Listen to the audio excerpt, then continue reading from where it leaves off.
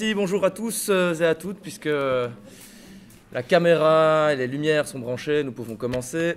Bonjour à toutes et à tous, et bienvenue dans ce premier séminaire du cycle Migration et lutte sociale 2015-2016. Nous avions déjà fait un exercice similaire autour de la thèse de Denis Pierret, le contrôle des frontières en régime néolibéral en mai dernier, et l'entièreté du séminaire et de la discussion qui avait suivi le séminaire est en libre accès sur notre blog, donc n'hésitez pas à le consulter. Avant de présenter nos deux intervenantes et surtout de leur laisser la parole, nous voulions répéter et rappeler un peu la démarche qui était celle du collectif Migration et lutte sociale. Le collectif Migration et lutte sociale est un groupe, à ce stade-ci encore très informel, qui existe depuis un peu plus d'un an et qui rassemble une quinzaine de personnes qui croisent, de par leurs recherches, leur parcours, leurs activités ou leurs intérêts, des perspectives de recherche et des perspectives militantes. Par militante, j'entends l'idée d'être engagé concrètement aux côtés des migrants, sans distinction entre eux, dans leur combat qui les oppose aux frontières et à l'État pour l'obtention d'un statut légal en Belgique. Le groupe Migration et lutte sociale se donne pour objectif de reconnecter deux mondes, le monde académique d'un côté et le monde militant, autour des questions migratoires. L'idée est donc de ne pas envisager ces deux espaces comme des espaces s'excluant l'un à l'autre, mais plutôt de se donner la possibilité collective de puiser dans l'un les outils permettant une nécessaire montée en puissance de l'autre. Concrètement, cela peut autant s'apparenter à faire un pas de côté par rapport à l'urgence éternelle que constituent les mouvements des immigrés, afin de forger des outils conceptuels à même de décrypter les enjeux politiques et stratégiques qui sous-tendent la cause des étrangers, comme c'est le cas par exemple de ce séminaire, mais aussi à l'inverse de puiser dans cette intelligence collective, organisationnelle et militante qui se développe dans ces luttes-là pour comprendre l'état de nos sociétés, l'état de notre contemporain et surtout l'état de notre rapport aux étrangers. On tente donc de faire dialoguer ces deux mondes-là, de voir ce que ces deux mondes-là auraient à s'apprendre mutuellement. Il s'agit ici d'une tentative, d'une expérience. Nul ne présage de la réussite, mais voilà, on avait voulu, on voudrait voir ce que ça donne de faire dialoguer ces deux mondes-là.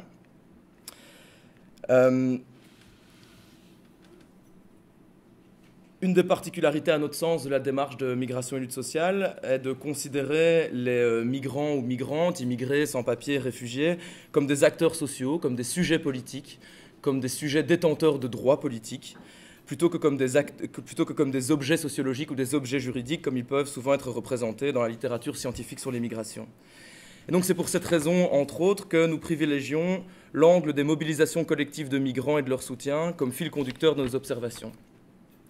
Ces migrants et migrantes et leur soutien, rappelons-le ici, résistent, luttent avec un courage et une détermination qui forcent notre respect, qui nous impressionnent au premier sens du terme, à travers des manifestations, des occupations, la production de faux documents, le déclenchement de grèves de la faim, par des réflexes solidaires, par des cantines populaires, etc. etc. Ils luttent, ces personnes luttent contre ce continuum, contrôle, arrestation, enfermement, expulsion, mais ils luttent également contre les discriminations populaires et surtout contre une forme de plus en plus affinée de ce qu'on pourrait appeler un racisme d'État. Donc cette année 2015-2016, nous avons voulu, dans le cadre de ce cycle de séminaires, rencontrer ces chercheurs et chercheuses, venus parfois de l'étranger, qui partagent ces mêmes perspectives et cette même inscription dans le mouvement sans-papiers.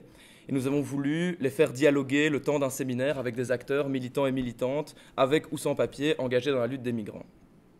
Et c'est ainsi que nous avons l'immense honneur, mais aussi l'incommensurable plaisir de recevoir aujourd'hui Annalisa Lendaro, ici présente, qui est docteure en sociologie et chargée de recherche au CNRS.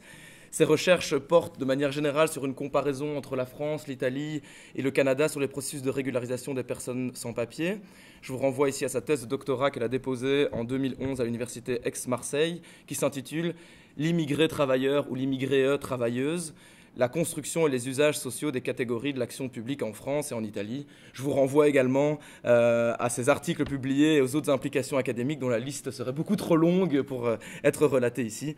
Aujourd'hui, elle abordera ces questions à travers un travail qu'elle a effectué dans un de ces nœuds de l'immigration transeuropéenne, un de ces lieux frontières, pour reprendre les termes de ton papier, que seraient Calais, Vintimille ou encore le parc Maximilien ici à Bruxelles ces dernières semaines. Annalisa concentrera son exposé aujourd'hui sur les migrants débarqués sur l'île de Lampedusa dans la Méditerranée. Pour dialoguer avec elle, et lancer, alors je l'espère, le débat dans la salle. Nous avons la chance de compter dans les rangs de Migration et Lutte sociale Alizé Doshi, ici présente également, qui est également membre d'un collectif lampédousin qui s'appelle Ascausa. Elle nous expliquera un peu mieux le rôle que joue ce collectif à l'intérieur de l'île de Lampedusa auprès des migrants débarqués sur ce bout d'île, les moyens d'organisation et d'action de ce collectif, qui partage, à ce que j'en sais pour l'instant, également une perspective un peu bâtarde, à cheval entre analyse théorique et militantisme. Au nom de toute l'équipe de Migration et Lutte sociale, je voudrais te remercier chaleureusement, Alizé, car tu as été la cheville ouvrière de la venue de Annalisa Lendaro parmi nous, et te dire aussi comme nous apprécions ta présence à nos côtés depuis ces derniers mois. Avant de céder la parole, je précise que Migration et Lutte sociale n'a pas de budget propre, que donc nous financions de nos propres deniers la location de la salle et la venue d'Annalisa. Donc nous ferons tourner un chapeau à la fin de la présentation d'Annalisa. À votre bon cœur, messieurs, dames, comme on dit. Je vais maintenant laisser la parole à Annalisa. Juste avant, je remercie évidemment le Garcia Lorca de nous accueillir ici. Je remercie surtout le groupe Sans Papier TV qui filme et diffusera l'événement ici. C'est la première fois que nous collaborons avec ce collectif et nous espérons que ce ne sera pas la dernière. Je rappelle enfin les prochaines dates de notre séminaire, qui est un séminaire nomade, donc chaque séance se passera dans un lieu différent. La prochaine séance a lieu le 2 novembre à l'espace Hut Anchor, et je vous renvoie au programme qu'il y a sur la table à l'entrée. Et je vous rappelle surtout la manifestation de dimanche 25 octobre. Rendez-vous à 15h, place Barra, avec tous les sans-papiers. Merci à vous tous d'être là, et comme on dit chez nous, papier pour tous ou tous sans papier. Annalisa, c'est à toi de jouer. Ok. À mon tour alors de vous remercier pour cette invitation et puis à vous tous d'être là. Je suis très contente en fait de, pour une fois, présenter ce travail dans un lieu qui ouvre le débat avec des personnes qui ne sont pas forcément des collègues ou des étudiants. Ça fait respirer, puis ça va donner peut-être un échange, je dirais, concret, ancré dans l'expérience de chacun. Enfin, en tout cas, je me le souhaite.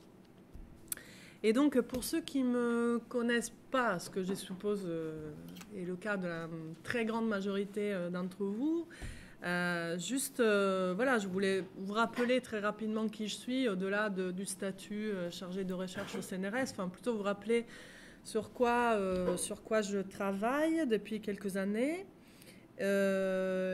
Yuri l'a déjà dit, un de mes intérêts principaux est la frontière et ses politiques de contrôle des migrations.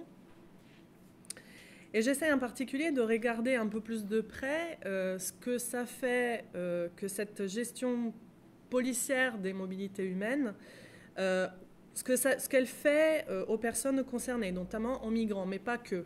Je reviendrai là-dessus.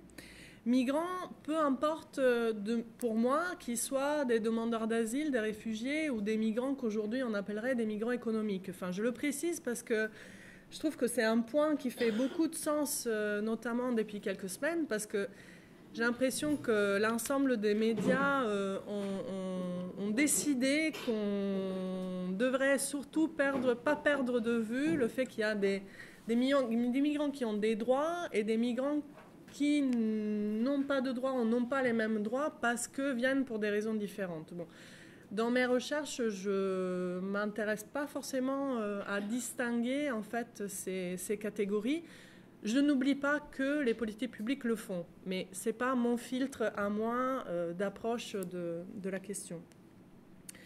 Et donc, plus en particulier encore, dans cette question des frontières et du contrôle des mobilités humaines, etc., je m'intéresse aux mobilisations collectives et aux résistances qui sont mises en place par les migrants, mais pas que, autour de ces politiques de contrôle et de fermeture des frontières. Il y a un paradoxe, en fait, qui me questionne depuis quelques années et qui fait que je me suis petit à petit orientée vers ces thèmes de recherche, et c'est le paradoxe d'une coexistence entre, d'une part, un espèce de leitmotiv d'un monde fluide, ultra connecté, où les marchandises peuvent circuler, où le net connecte des personnes qui sont à deux bouts de la planète. Et en même temps, cette circulation, cette fluidité, etc., ne concerne qu'une partie de la population. Et donc, pour moi, il y a là un paradoxe entre, pour prendre un exemple, je dirais un peu caricatural, une fluidité, une circulation des marchandises et des outils qui sont systématiquement déployés pour faire en sorte que les êtres humains ne soient pas si libres de circuler à leur guise, bien sûr en faisant la distinction de l'origine nationale de ces êtres humains. Ce n'est pas la même chose et on ne parle pas du même degré de mobilité que quand on parle de un Belge ou un Italien ou un Français qui se déplace sur cette planète ou quelqu'un qui est originaire du Gabon ou de Syrie.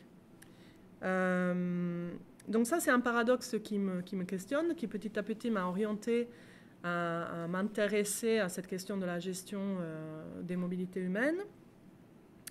Et puis, en travaillant sur Lampedusa, je me suis de plus en plus intéressée au contournement de la règle, au contournement de la norme, c'est-à-dire au volontaire non-respect du droit en tant que pratique sociale ordinaire et qui peut parfois représenter un acte émancipateur, en tout cas subversif, vis-à-vis du droit. Je reviendrai sur cette question de l'émancipation à travers le non-respect du droit en vous parlant un peu plus tard de la mobilisation des migrants à Lampedusa. Alors, pour questionner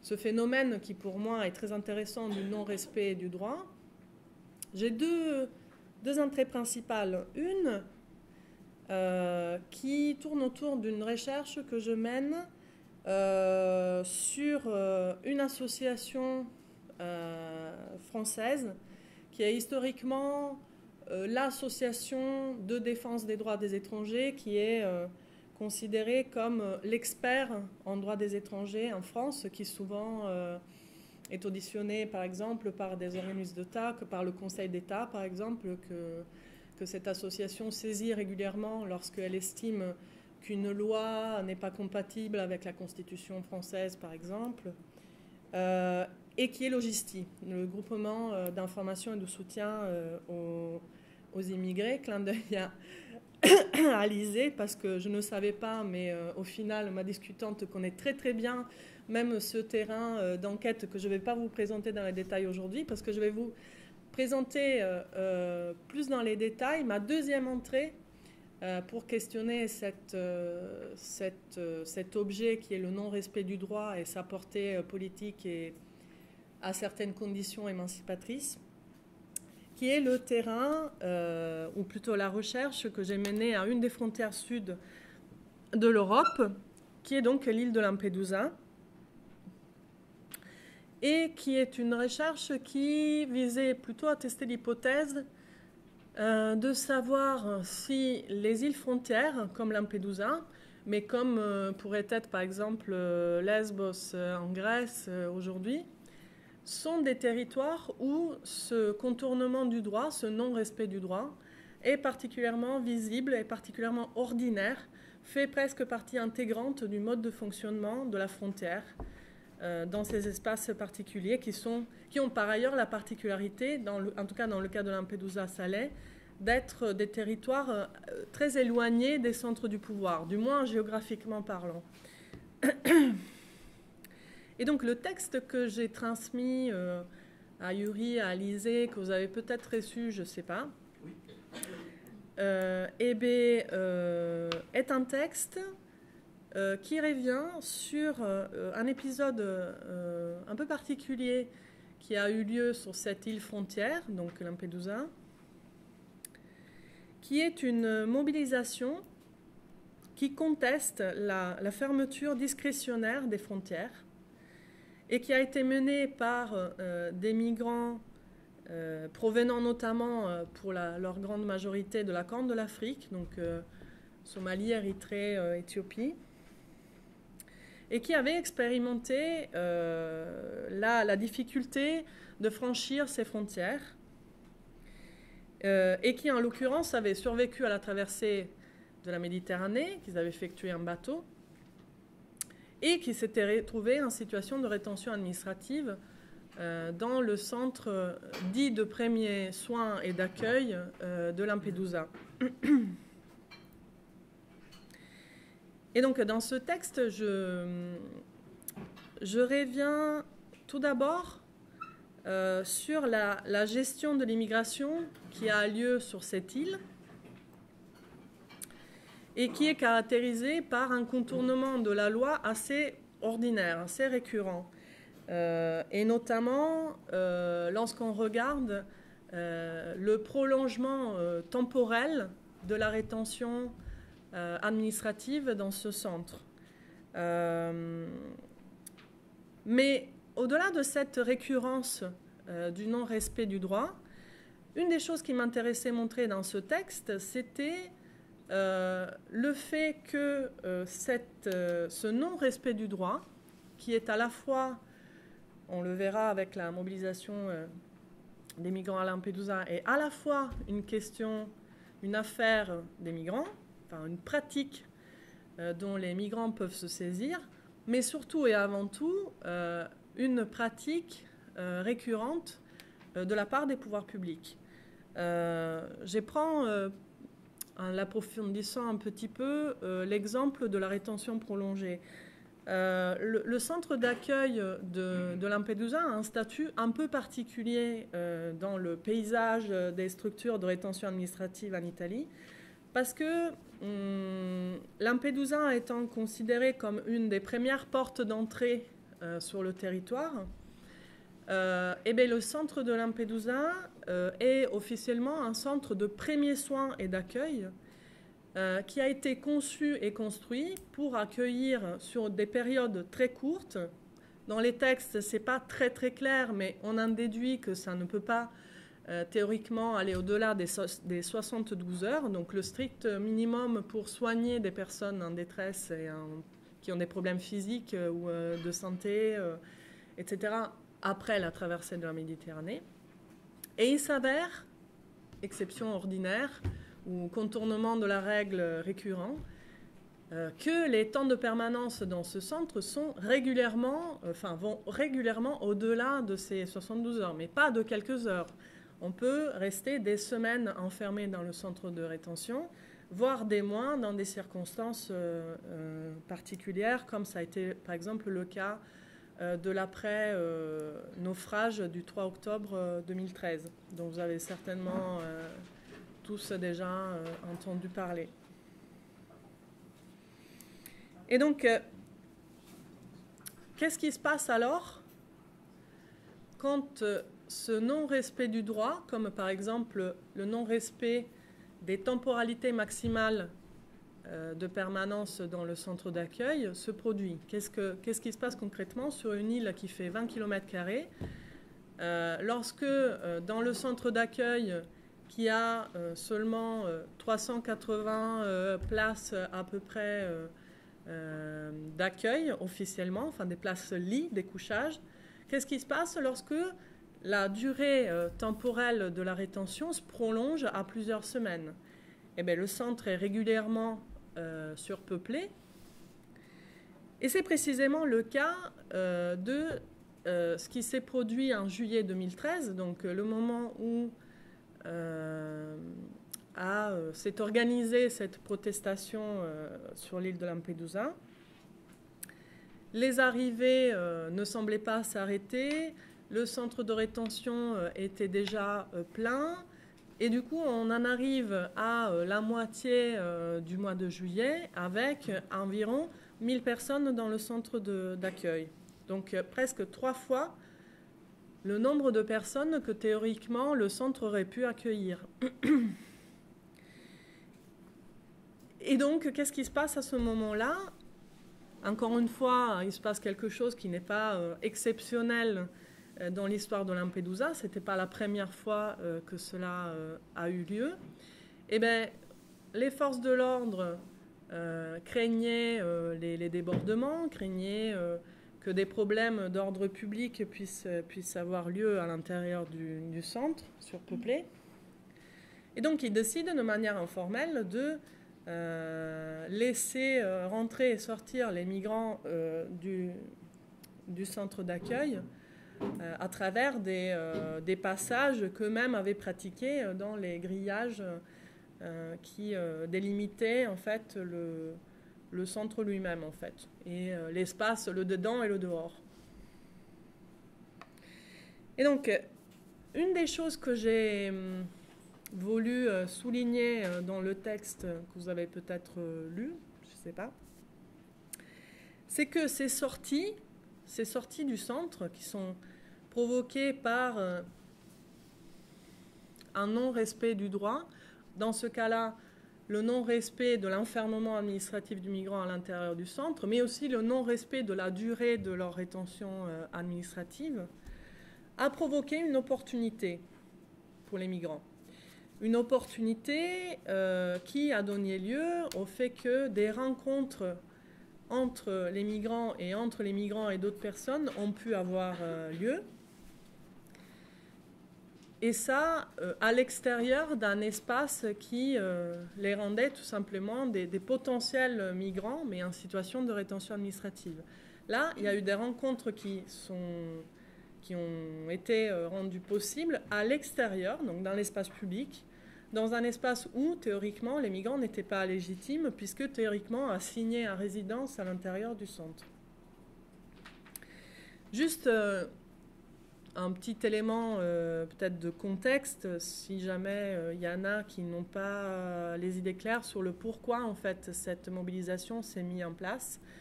Il y a certes le désir de protester contre une permanence prolongée dans le centre, alors que théoriquement, ça ne devrait pas se passer comme ça. Enfin, les migrants savaient que Lampedusa est un centre de premier accueil et savaient aussi très bien que leur destination n'était pas Lampedusa et que donc leur voyage ne s'arrête pas là. Mais la protestation a pris forme surtout comme une opposition à un système de fichage et notamment à l'enregistrement de leurs empreintes digitales qui auraient été enregistrées dans le fichier Eurodac, qui est le fichier qui enregistre les données biométriques et notamment les empreintes digitales des migrants qui rentrent dans l'espace européen. Et c'est un système qui sert pour retracer en fait le déplacement de chaque individu et surtout pour éviter qu'un étranger qui rentre dans l'espace Schengen puisse demander la protection humanitaire ou l'asile dans un État autre que le premier État dans lequel il est rentré sur le territoire européen. Donc, de fait, tout migrant qui arrive à Lampedusa, lorsqu'il laisse ses empreintes digitales, il est obligé de demander l'asile ou la protection humanitaire en Italie. Et donc, ça, c'est une contrainte que les migrants qui se sont mobilisés en juillet 2013 à Lampedusa critiquent.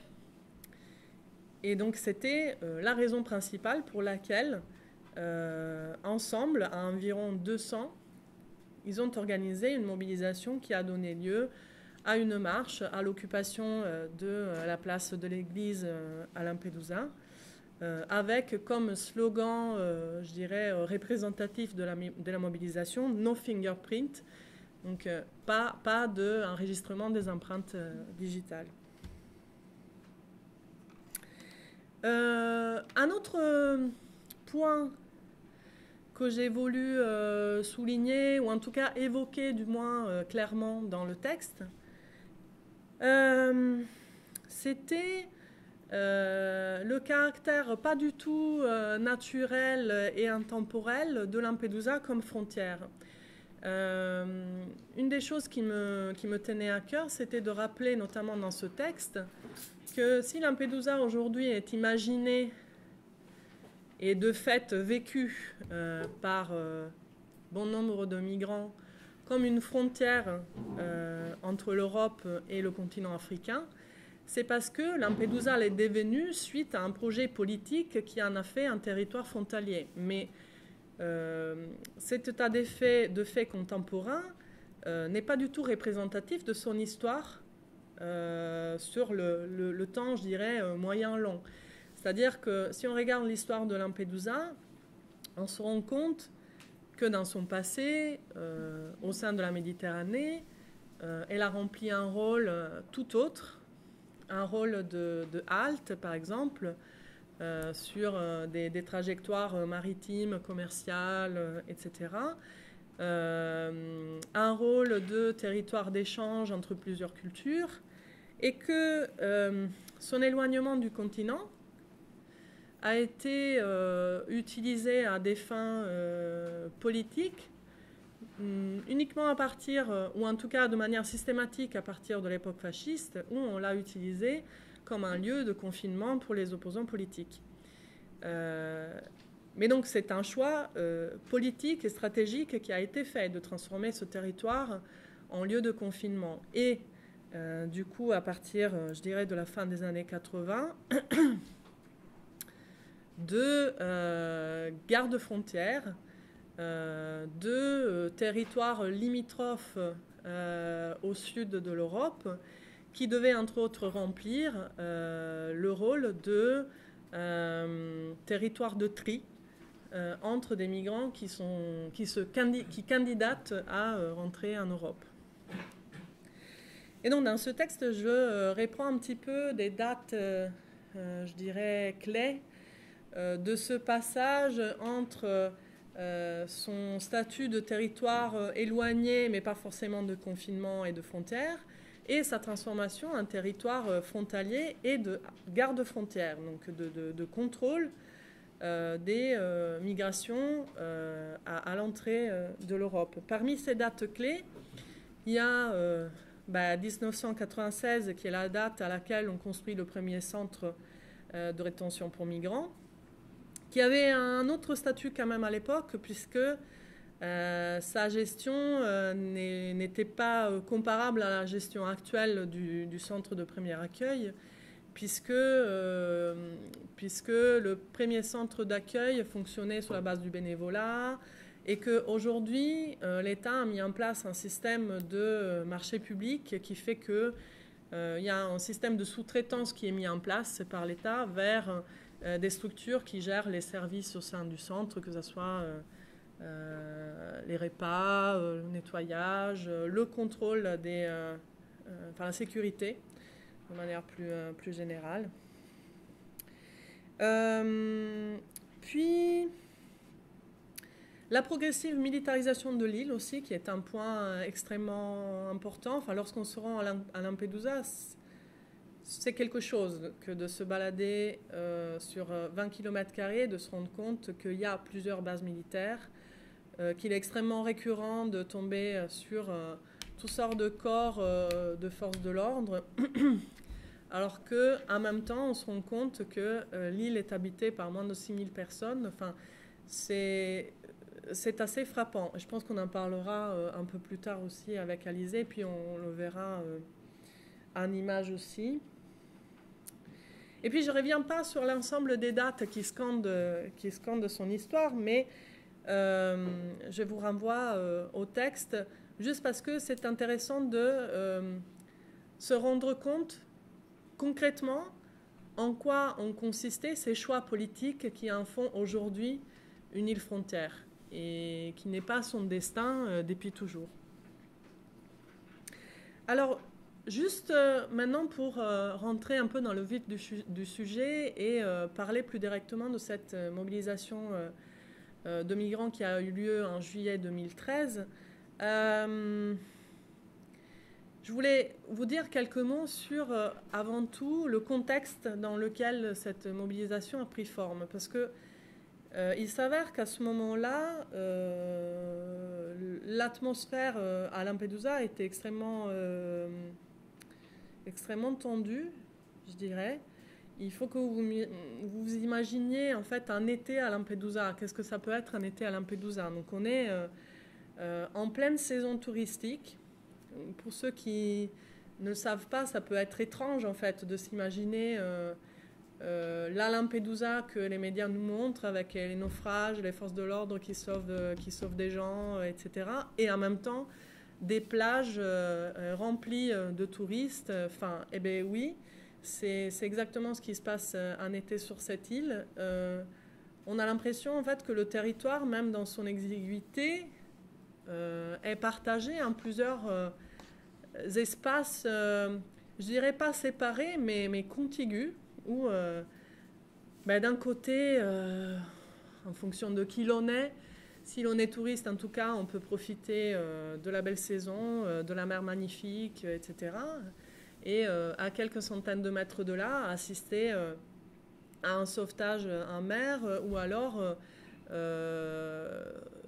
alors approcher le centre de rétention qui est surpeuplé et avec 3 fois le nombre de personnes qui seraient censées accueillir.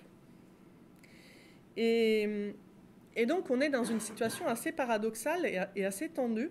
Paradoxale parce que, comme je viens de vous dire, on peut se retrouver dans la rue principale du village avec les hôtels remplis de touristes ou alors les touristes qui se baladent en train de faire du shopping, etc. Et à quelques mètres de là, le centre de rétention rempli, en l'occurrence en juillet, aussi avec des migrants qui sont, je dirais pas autorisés, mais parce qu'ils ne le sont pas officiellement, mais qui sortent du centre et qui donc se mélangent à la foule des touristes et aux habitants de Lampedusa, sans que cela soit, je dirais, réprimé par la force ou sanctionné par les forces de l'ordre. Et donc, je me demande si ce n'est pas le moment de vous donner un exemple un peu concret de qu'est-ce que c'est que ce contraste, en fait. Donc, à partir, après de ce moment-là, dans le film, on passe, du coup, au centre d'accueil et à une toute autre ambiance dans le film. Mais je ne vais pas vous en dire plus, histoire que vous ayez quand même envie de le voir quand il sera terminé et monté. C'était juste en fait pour vous donner une idée de l'ambiance, du contexte dans lequel on se trouvait en juillet 2013. Donc on était vraiment au top de la saison touristique, avec une inquiétude quand même très palpable de la part des habitants de l'île, pour la majorité desquels on attend précisément l'été pour pouvoir, je dirais, gagner sa vie sans être caricatural. Enfin, de fait, le tourisme est devenu le moteur économique principal de l'île avec la pêche, mais qui reste quand même marginal par rapport au tourisme. Et donc la mobilisation qui s'est mise en place ces jours-là s'est mise en place dans un contexte de hostilité assez importante, en tout cas d'une bonne partie des habitants de l'île de Lampedusa. En tout cas, ceux qui sont directement touchés par le tourisme et par les revenus que ça porte. Qu'est-ce qui s'est passé concrètement? Donc il y a environ 200 migrants qui se trouvaient en rétention administrative depuis plusieurs semaines dans le centre, qui ont commencé à se retrouver à discuter régulièrement en dehors du centre, précisément grâce à cette exception à la règle qui a rendu possible leur sortie du centre de rétention. Et ils ont décidé en fait de marcher à travers la rue principale de la ville, de descendre au port, de toucher en fait les points névralgiques, les points les plus importants de Lampedusa, en arrivant jusqu'aux plages remplies de touristes qu'on vient de voir, en scandant le slogan de No Fingerprint. Et puis suite à ça, il y a eu, je dirais, un temps de 1 jour et demi de vraie occupation de l'église, où on a dormi sur place, etc. Et où on s'est rendu compte que quand même une forme de soutien avec les migrants s'est mis en place. Et je dirais, enfin en tout cas, de ce que j'ai pu voir avec mes yeux, c'est un peu le seul soutien sur lequel les migrants ont pu compter, qui était le soutien du collectif Ascausa, dont on parlera tout à l'heure Alizée.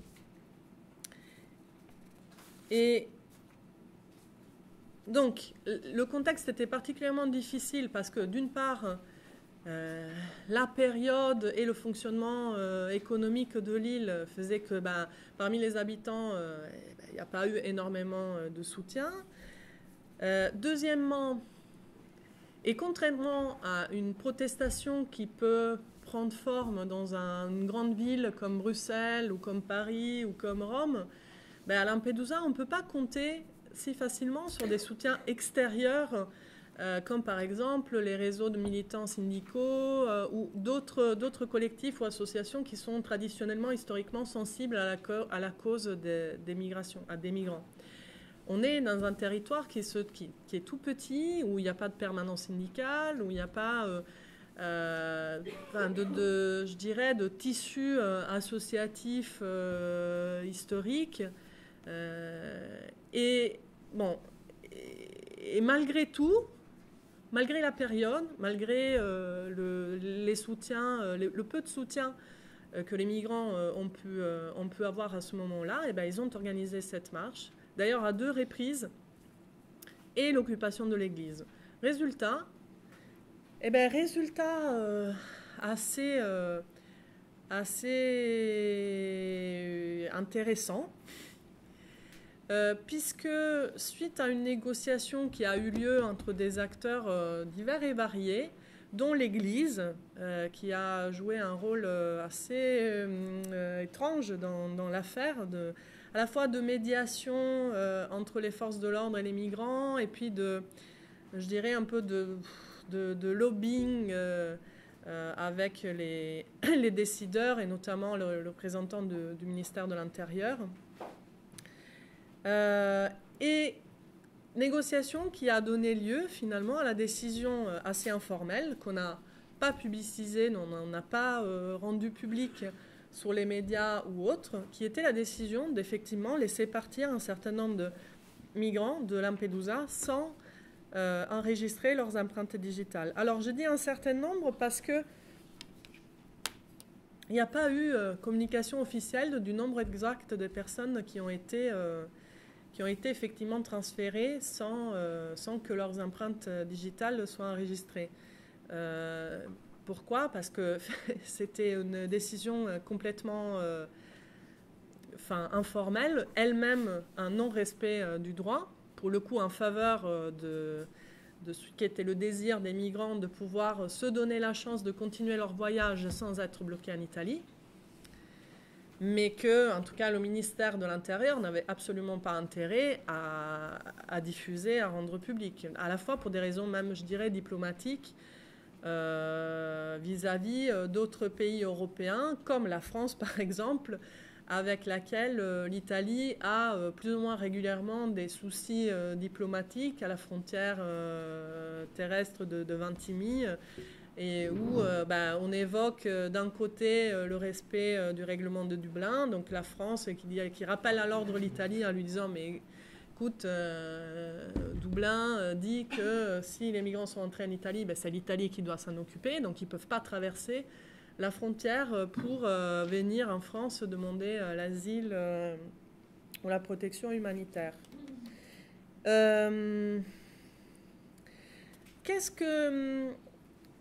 Qu'est-ce que j'y ai trouvé d'intéressant, enfin de particulier d'intéressant dans cette protestation? Alors, d'une part, et je reviens sur ce qui est un de mes intérêts principaux en ce moment, d'une part, il y a la question du fait que cette protestation a pris forme en dehors du droit. Enfin, c'est-à-dire a pris forme lorsque les migrants étaient dehors, dans l'espace public, alors que la loi voudrait que, lorsqu'ils arrivent à Lampedusa, ils soient confinés dans un centre d'accueil et de rétention. Donc déjà, elle prend forme dans un espace de non-droit, enfin de non-respect du droit, qui rend les migrants visibles à l'extérieur du centre, visibles au lieu des touristes, au lieu des habitants, au lieu des peu de médias qui ont documenté l'événement. Et puis, deuxième élément qui m'intéresse particulièrement, c'est le fait que non seulement la protestation, elle prend forme en dehors du droit, mais elle prône même le non-respect du droit.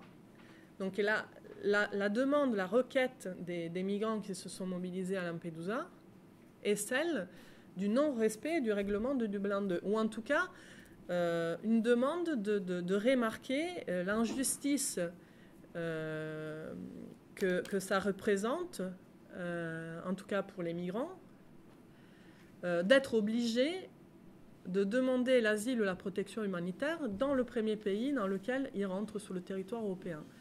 Il y a plein de raisons pour considérer que cette contrainte est injuste. Par exemple, le fait que bon nombre de migrants ont de la famille ou des amis ou des voisins, des personnes chères qui sont dans un autre pays de l'Union européenne, donc ils ne voient pas l'intérêt de s'installer en Italie pour demander l'asile ou la protection humanitaire.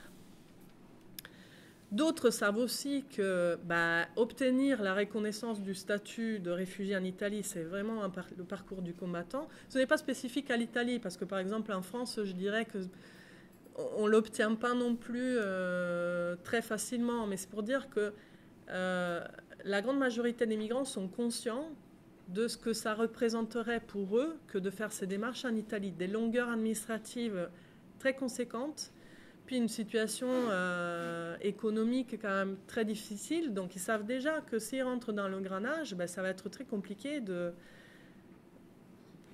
d'avoir accès à un certain nombre de droits qui sont importants, à la possibilité de travailler, etc., pour ceux qui le souhaitent.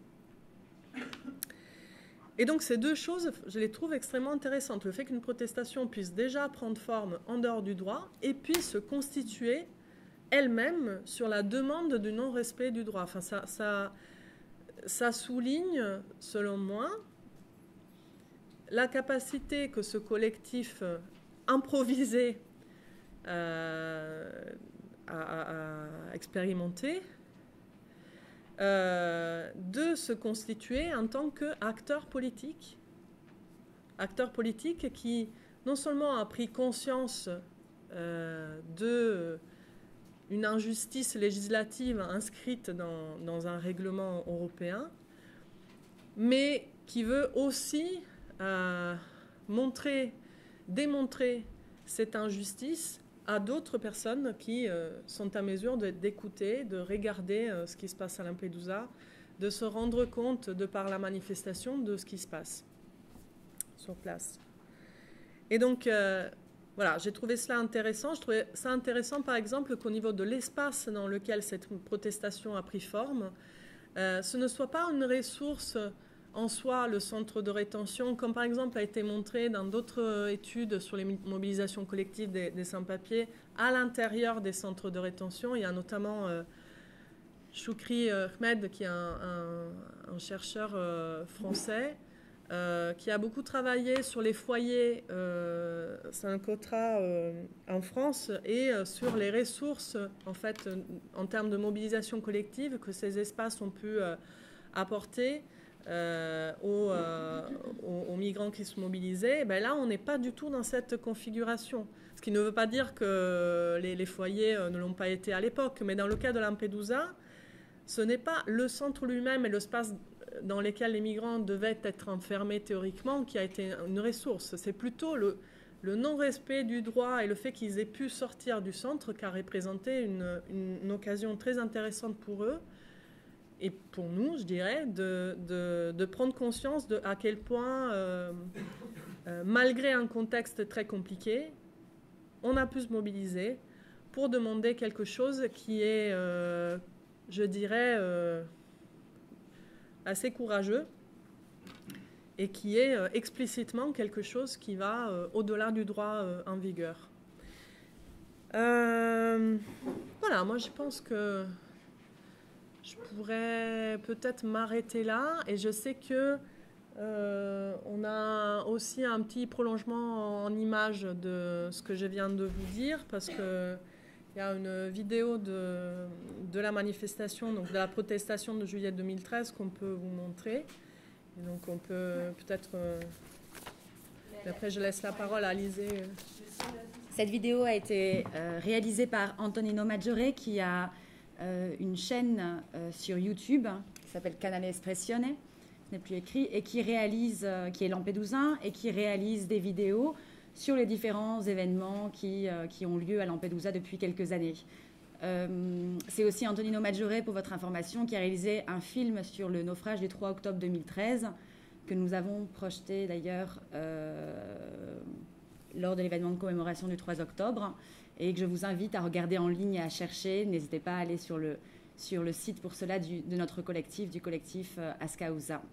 Donc pour revenir sur ce qui a été dit dans la vidéo, on a une première intervention d'un monsieur qui tient une des boutiques, un des lidos sur la plage, et qui se demande vraiment pourquoi il manifeste, qu'est-ce qui se passe, pourquoi il demande des fingerprints, et surtout il met l'accent sur le fait qu'ils viennent de traverser une mer, plusieurs pays, et ils viennent manifester en Italie, dans notre pays. Pourquoi viennent-ils manifester à Lampedusa? Et donc ça, il ne saisit pas du tout. Et en fait, le deuxième intervenant renchérit en disant nous, hein, donc lui, c'est le président des armateurs, ça se dit en français aussi, oui, des armateurs, donc de la confédération de tous les pêcheurs de Lampedusa. Donc c'est une personnalité assez connue sur l'île et qui prend régulièrement la parole et qui dit cela. Nous n'avons pas l'autorisation de manifester. Quand on a des requêtes, on doit passer par toute une série de procédures, c'est long, on ne nous écoute jamais, et les migrants arrivent, ils manifestent, et on les laisse surtout manifester. Et donc on est toujours dans ce qu'a expliqué Annalisa, cet état d'exception où les migrants qui normalement sont enfermés dans le centre, en réalité on les laisse manifester. Mais les Lampédousains qui vivent sur l'île, s'ils procédaient à une telle manifestation, on empêcherait par tous les moyens qu'elle ait lieu. Ça répond à une question, c'est pourquoi ces manifestations sont organisées par les migrants. Et donc voilà, je vais juste, pour un peu structurer mon intervention, je vais revenir sur 3 points qui ont été traités par Annalisa. D'abord la question de l'état d'exception, mais très rapidement, parce que voilà. La question, deuxièmement, de l'identité des étrangers qui sont enfermés dans le centre et qui ont manifesté. Et troisièmement, là je développerai plus par rapport au travail d'Ascausa aussi, la question de la solidarité, des mouvements de soutien à Lampedusa et en Sicile, donc de soutien aux étrangères. Alors, concernant la question de cet état d'exception, donc ce qui est intéressant, c'est qu'en effet, on a laissé manifester ces personnes dans la rue. Pourquoi ? Comme l'a dit Annalisa, parce que pour éviter déjà tout débordement, pour finalement éviter que si on les laisse enfermer dans ce centre, il ne se passe des événements fâcheux comme il y a déjà eu, notamment en 2011 et en 2009, avec des incendies du centre d'accueil et de premiers secours. Donc c'est vraiment une stratégie aussi de la part de la police de laisser passer, laisser sortir les personnes. Sur l'état d'exception, je pense que donc, bien sûr, à Lampedusa, il y a un état d'exception, mais il ne s'applique pas qu'aux migrants, en fait. C'est aussi un état d'exception pour les insulaires. 2 exemples à cet égard, c'est le fait qu'il n'y ait pas ou très peu de contrôle fiscal sur l'île.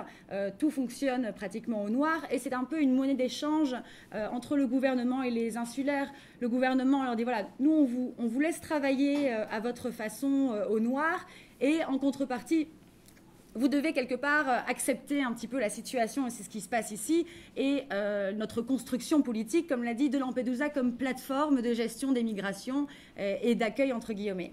Et donc en fait cette état d'exception c'est aussi pour les Lampédousains qui peuvent travailler un peu à leur manière. On gagne 2,50 € de l'heure quand on travaille dans un restaurant l'été à Lampedusa, et voilà. Et par ailleurs il y a un autre événement qui est intéressant, c'était donc il y a un mois. Fin septembre, on a demandé, donc le collectif Ascausa a demandé des autorisations pour les différentes manifestations qu'on organise sur le territoire. On avait demandé une place pour organiser une projection. et aussi l'organisation d'une projection le soir du 3 octobre, donc le soir de la commémoration des 2 ans du naufrage du 3 octobre 2013. Dans le papier signé par l'assesseur à la culture, on nous a donc autorisé à utiliser cette place pour 2 projections, mais pas celle pour le 3 octobre. On nous a clairement formulé que nous n'avions pas le droit d'organiser cette projection sur cette place-là le 3 octobre. Alors on est allé vérifier, on est quand même allé voir s'il n'y avait pas un autre événement. Non, il n'y avait aucun autre événement, et sans motivation par ailleurs. Tout simplement parce qu'en effet, on connaît le collectif Lampedousin Ascausa est connu sur l'île, et qu'on connaît un peu ses propos et surtout son opinion de cette mise en spectacle de la commémoration, parce qu'on ne va pas revenir là-dessus parce qu'il y aurait beaucoup de choses à dire, mais voilà, il y a clairement une instrumentalisation politique aussi de cette commémoration, et donc on a interdit sans motivation au collectif, donc à des habitants de l'île, d'organiser un événement. Donc voilà, pour dire que cet état d'exception, il s'applique aussi aux insulaires où les règles de droit n'est pas claires. Concernant le profil des personnes qui ont manifesté dans mi-juillet, en fait, donc ce sont principalement des personnes provenant de la Corne de l'Afrique, et je crois que c'est intéressant et important à préciser parce que il y a eu d'autres et il y a d'autres manifestations dans le centre ou en dehors du centre. Donc, comme je l'ai dit, des Tunisiens en 2009, d'ailleurs, date de création du collectif Ascausa. Il faut savoir qu'en 2009, le ministère de l'Intérieur italien souhaitait transformer le centre d'accueil et de premier secours en centre de rétention sur l'île. Et les Tunisiens qui étaient alors à l'intérieur du centre ont organisé une manifestation pour protester contre la transformation de ce centre. Les Tunisiens ont été rejoints par les membres du futur collectif Ascausa qui n'existait pas encore à l'époque, donc des jeunes, mais aussi toute une partie de la population pour des raisons complètement différentes. Entre ceux qui, en effet, pour préserver le tourisme, ne voulaient pas d'un centre de rétention, ceux qui avaient peur qu'en effet, la présence d'un centre de rétention nuit à la sécurité sur l'île. Toutes ces personnes se sont rassemblées et ont manifesté ensemble. Donc ça, c'était des Tunisiens qui étaient à l'origine de cette manifestation. En 2011, de même, lors des exils des Tunisiens et de la rétention durant 2-3 mois des Tunisiens sur l'île, enfin 2-3 mois, pardon, pendant 1 mois, 2-3 semaines, où il y avait il y a 6000 habitants lampédousains, et à ce moment-là, il y avait autant de Tunisiens sur l'île, bloqués volontairement par le ministère de l'Intérieur pour créer l'urgence. Et indirectement, demander des fonds européens pour faire face à cette situation humanitaire. À ce moment-là aussi, ce sont les Tunisiens qui ont mis feu au centre, donc ont commencé à se révolter à l'intérieur du centre et qui ont fini la révolte en menaçant de mettre feu à la pompe essence, à la station essence. Et donc, parenthèse, c'est intéressant parce que les Tunisiens utilisent vraiment le moyen du feu, de l'incendie pour protester à Lampedusa. Et en fait, c'est quelque chose qu'on retrouve aussi beaucoup dans la culture sicilienne et dans la culture un peu mafieuse où on se fait justice par soi-même et souvent on incendie. Encore, deuxième parenthèse, le collectif Ascausa a 2 bateaux de migrants qu'on a récupérés il y a quelques années. Lorsqu'il y a eu des manifestations de Tunisiens sur l'île, on nous a mis le feu à un de ces bateaux pour nous menacer et nous demander d'arrêter de soutenir les migrants. Donc le feu, c'est vraiment un instrument qui est utilisé tant par les migrants tunisiens que par les Siciliens. Et en revanche, dans le cas de la manifestation de mi-juillet, ce sont donc principalement des Érythréens.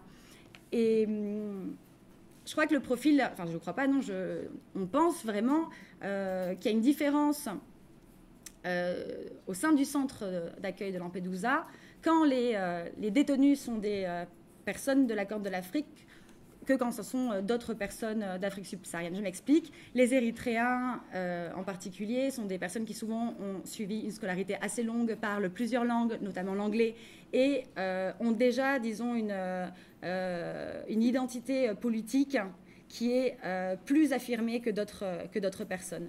Et notamment qui sont beaucoup plus informés des conditions de vie, de survie en Italie et des réglementations comme le règlement Dublin II. Donc ça explique qu'en fait, avant même d'arriver à Lampedusa et avant même d'être dans ce centre de rétention, avant même d'être 1000 au lieu 1000 pour 300 places, les Érythréens sont quelque part déjà informés et savent se mobiliser. Et c'est pour cette raison que les mobilisations dans le centre et en dehors du centre sont souvent menées par des Érythréens. Et aussi parce qu'ils connaissent leurs droits. Parce qu'ils savent très bien qu'en Italie, la principale nationalité qui obtient, et la nationalité qui obtient le plus statut de réfugié, ce sont les Érythréens pour l'instant. Il y a clairement, et ce n'est pas le cas dans tous les pays, en France, ce n'est pas du tout le cas.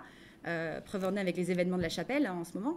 Mais en Italie, je ne dirais pas tous les Érythréens, mais la majorité des Érythréens obtiennent le statut de réfugié. Donc ils sont conscients de leurs droits. Et ils sont conscients que s'ils mettent en place une action, ils auront une visibilité et on les écoutera. Donc ça, c'était sur le deuxième point, sur le profil des étrangers. Voilà. Et la troisième question que je voulais traiter, c'est celle de la solidarité et des soutiens extérieurs. Dans le centre donc, de Lampedusa, dans le centre de premier secours et d'accueil, donc le centre est donc géré par une coopérative, ce qu'on appelle une coopérative. Donc c'est des sociétés qui ont un statut mixte entre associations et sociétés privées.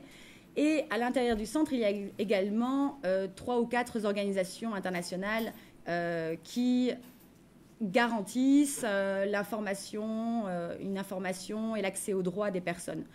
Une première information et un premier accès aux droits, disons. Donc il y a le Haut Commissariat des Nations Unies aux réfugiés, l'Organisation internationale pour les migrations, Save the Children pour les mineurs. On retrouve aussi de temps en temps la Croix-Rouge. Donc ces organisations sont présentes presque en permanence, en tout cas quand le centre est... quand il y a des personnes dans le centre, elles y sont également. Ces personnes-là sont vraiment complètement isolées sur l'île, dans le sens où on pourrait croire que des liens pourraient se créer entre ces individus qui essaient de faire respecter les droits des détenus et des associations collectives comme Askausa qui tentent d'apporter des contre-informations, de l'information et de se mobiliser. Et non, pas du tout. Ce qu'on remarque, c'est que vraiment, ces associations, mais comme dans d'autres centres de rétention, sont toujours très craintives de perdre leur accès. Et donc, pour cette raison, ne sont pas du tout dans un système de dénonciation et de critique. De temps en temps, il va y avoir des communiqués de presse, mais ça reste toujours très timoré et il y a une sorte d'apathie de ces organisations internationales. Et au-delà, en fait, de cette apathie, ce qui est dangereux et ce qui vraiment, je pense, a miné la mobilisation sur l'île pendant plusieurs années, c'est le fait qu'elles s'isolent, elles isolent les autres et surtout, elles veulent bien faire comprendre que ceux qui ne peuvent pas rentrer dans le centre, donc savoir personne ne peut rentrer dans le centre, ni aucun journaliste, il faut avoir vraiment une autorisation spéciale qui est très difficile à avoir, ne peuvent pas comprendre ce qui s'y déroule. Et donc ne peuvent pas être au courant et ne peuvent pas se mobiliser parce que ne détiennent pas les informations clés que ces organisations internationales, eux, détiennent. Et donc il y a cette division entre ceux qui travaillent à l'intérieur et ceux qui travaillent à l'extérieur, qui empêche vraiment une unité, un rassemblement pour un vrai travail de dénonciation. Le centre de Lampedusa, il est surpeuplé depuis 96, enfin depuis quasi sa création. Suite au naufrage du 3 octobre, il y a eu des visites parlementaires. Le président du Parlement européen, Martin Schulz est venu en délégation à visiter le centre. On a condamné la surpopulation, mais bon, à ce moment-là, il était vide, bien entendu, on l'avait vidé. Mais finalement, c'est la même pratique. Quelques mois plus tard, on retrouve un centre toujours plein. Pourquoi ? Parce que, notamment, les associations, les organisations qui travaillent à l'intérieur ne jouent pas leur rôle de médiateur et d'information. Autre chose à ce niveau-là, Askausa, c'est vrai, a été et reste un collectif très marginal sur l'île. C'est difficile d'avoir le support et de rassembler les Lampédousains autour de cette question parce que les Lampédousains sont fatigués d'entendre parler de migration. À Lampedusa, il y a bien d'autres problèmes que l'immigration. D'abord, l'absence d'une école fiable, d'un bâtiment sûr. Le bâtiment de l'école s'effondre depuis plusieurs années. Il n'y a pas de travaux à l'intérieur. Il n'y a pas de système sanitaire qui garantit l'accès à la santé des habitants. Il faut prendre un hélicoptère en cas d'urgence. Le prix du pétrole est le plus élevé d'Italie. Et donc, les Lampédousains sont quotidiennement confrontés à toute une série de difficultés qui fait que finalement, l'immigration n'est qu'un des problèmes, mais vraiment marginal. Et cette question de l'immigration a engendré aussi quelque part une invisibilité. On a un peu occulté toutes ces questions auxquelles sont confrontés les Lampédousains quotidiennement. Donc, en effet, quand le collectif Askausa est né, pour essayer de travailler autour de la sensibilisation, d'analyser les causes des migrations, la plupart des Lampédousains s'en sont écartés et donc le collectif est né en 2009 Et 7 ans après, on voit que c'est encore difficile de se rassembler lorsqu'on essaie d'organiser des événements et d'inviter la population. Il y a une forte réticence à participer à nos événements. Mais c'est un parcours long et sinueux, enfin, dans le sens où s'il y a 9 ans, Askaouza, c'était quelques personnes qui vivaient sur l'île et qui s'étaient organisées. Aujourd'hui, le collectif a grandi et s'est entouré d'autres collectifs en Sicile, en Italie et ailleurs, mais aussi à Lampedusa. C'est-à-dire qu'il y a maintenant d'autres réseaux d'associations qui travaillent sur l'île et qui effectuent un travail de monitorage des arrivées dans le centre d'accueil et qui collaborent avec le collectif. Tout ça prend du temps, mais donc je pense à une association qui s'appelle Mediterranean Hope et qui est constamment présente sur l'île et qui a un site internet où ils écrivent des articles sur la réalité de Lampedusa. Et donc c'est des parcours communs qui se développent très lentement, mais qui existent aujourd'hui, à la différence d'il y a quelques années. Et au-delà des associations et collectifs présents à Lampedusa, ce qui est important de noter, je pense, aujourd'hui, c'est qu'en Sicile, il y a des collectifs de soutien des migrants, mais c'est vrai qu'ils ne sont pas, mis en avant ou ils ne sont pas nombreux. Et ça s'explique toujours par cette question du travail des organisations non gouvernementales au sein des centres qui, quelque part, s'isolent et empêchent un vrai partage de l'information et une vraie mobilisation.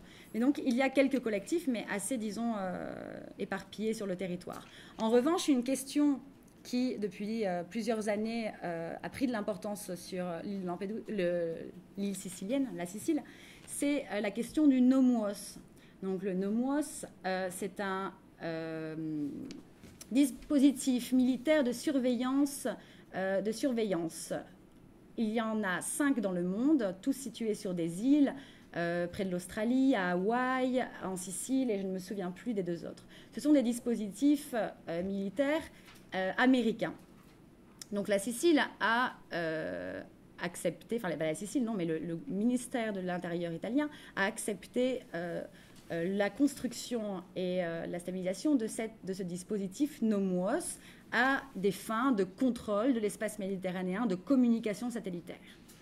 De nombreux rapports ont démontré l'impact de ce dispositif sur la santé des habitants autour, les impacts environnementaux également, mais malgré notamment une première condamnation du tribunal régional, le dispositif a été construit et fonctionne actuellement. Autour de ce MUOS, donc de ce dispositif, il y a toute une élite qui est née et qui rassemble les villes alentour du site, mais aussi d'autres militants. Et en fait, progressivement, des liens se sont créés aussi entre cette question du NOMUOS, de la militarisation de la Sicile, et de la question de l'immigration à Lampedusa. Parce qu'il est essentiel de rappeler que lorsqu'il y a eu le naufrage du 3 octobre 2013, la réponse de la Commission européenne à ce naufrage a été le lancement de l'opération Mare Nostrum et le renforcement du dispositif Eurosur, donc de contrôle des frontières extérieures de l'Union européenne.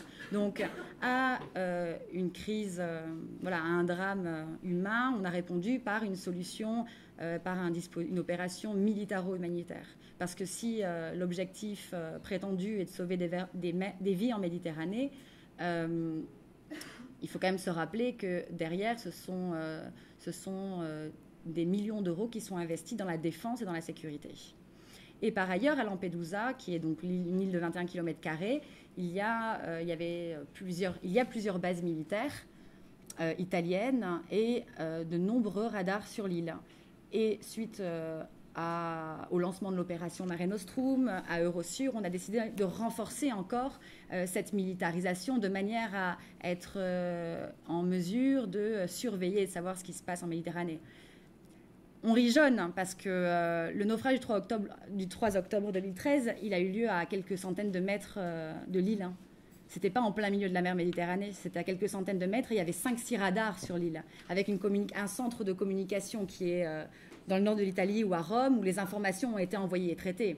Donc, si on n'arrive pas à éviter un naufrage de 366 personnes, donc assez visible à une centaine de mètres de l'île, on se demande en quoi des radars encore plus puissants permettraient d'éviter ceux en plein milieu de la Méditerranée. Il y a une sorte d'incohérence, ou en tout cas, il y a un argument qui ne tient pas forcément la route. Et donc, c'est pour ça qu'Ascausa vraiment travaille sur cette question de la militarisation, d'abord pour dénoncer l'impact sur la santé des habitants. Il y a quand même de quoi se préoccuper quand on vit sur un territoire ultra-militarisé. Et aussi pour dénoncer ce cheval de Troie de la question de il faut sauver des vies. Et donc, des liens sont en train des collaborations sont nées progressivement avec les collectifs siciliens qui luttent contre la militarisation, la sécurisation des territoires. Et à cet égard, il y a un événement assez important qui doit être rappelé, c'est le 6 novembre 2015 aura lieu l'exercice international de l'OTAN en Sicile. Donc un exercice international, je crois que c'est le premier exercice en Europe, ou en tout cas un des plus importants de ces 20 dernières années, et il aura lieu en Sicile. Et donc le 31 octobre, différents collectifs italiens, de la Sardaigne aussi, la Sardaigne qui est une île aussi vraiment victime de cette militarisation, se retrouveront pour manifester et dénoncer la militarisation de leur territoire. Donc voilà, on a un lien qui est de plus en plus clair entre les questions de militarisation et de gestion de l'immigration, qui permet en fait de réunir et de rassembler différents collectifs qui ne s'intéressaient pas forcément aux questions migratoires à la base, pour porter un discours commun à toutes ces personnes, un discours qui va dénoncer les risques sur le territoire, mais aussi de se pencher sur les causes des migrations des individus et rappeler que les individus ne partent pas juste à la recherche de l'Eldorado européen et d'une meilleure vie, mais parce qu'elles sont souvent contraintes, parce que les personnes sont contraintes de quitter leur territoire et que l'Union européenne et d'autres États ont des responsabilités dans ces départs forcés, et que voilà. Oui, je finis. Et voilà. La place de la discussion. Ouais, tout à fait. Et donc, pour lancer la discussion, je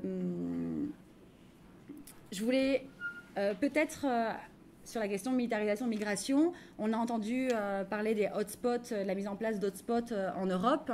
Le centre de Lampedusa, comme 3 autres centres en Sicile, sont devenus ces dispositifs qui ont vocation à devenir des gares de triage des migrants et d'aiguillage, avec les personnes qui peuvent prétendre au statut de réfugiés qui seront redirigées dans d'autres pays selon des systèmes de quotas, et les autres qui reçoivent des ordres de quitter le territoire.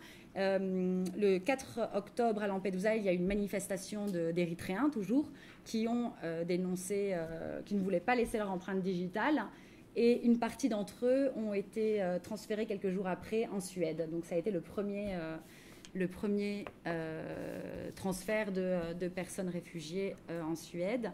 Les autres, en revanche, ont reçu un ordre de quitter le territoire et donc ont été abandonnés en Sicile. Donc, je pense qu'on peut laisser... je vais terminer là-dessus en vous proposant d'abord peut-être de poser les questions que vous avez, enfin des questions à Annalisa sur sur son résumé de la situation, et peut-être aussi à essayer de tenter de faire un parallèle avec la situation ici à Bruxelles à l'égard de 3 aspects: la question de l'urgence humanitaire et de l'urgence humanitaire qu'on a vue au parc Maximilien, une urgence créée de toutes parts par les politiques, les mêmes urgences qu'on a pu retrouver à Lampedusa, et d'essayer aussi de parler de la question des convergences des luttes. En Sicile, c'est la question de la militarisation qui s'est liée à la question de la migration. En Belgique, aujourd'hui, quelles sont les possibilités de convergence de lutte qu'on pourrait imaginer? Voilà, je laisse la parole.